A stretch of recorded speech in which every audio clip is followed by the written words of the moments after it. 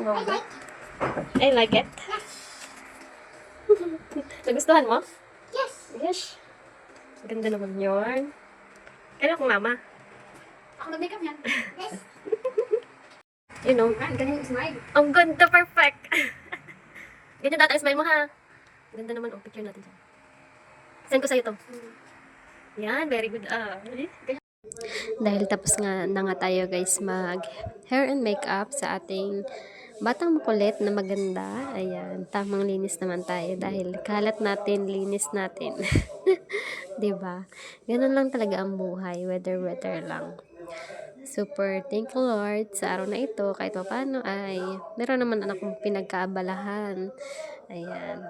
Bukod sa pagiging nanay, isa din tayong hairdresser at isa din tayong tendera sa ating maliit na tindahan. Ayan.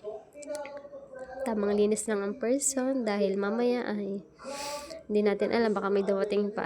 Kaya syempre dapat lagi tayong malinis, 'di ba?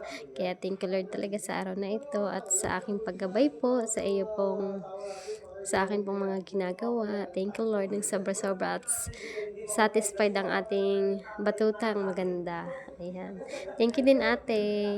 Salamat po sa inyo mga idol sa suporta po. Bye-bye.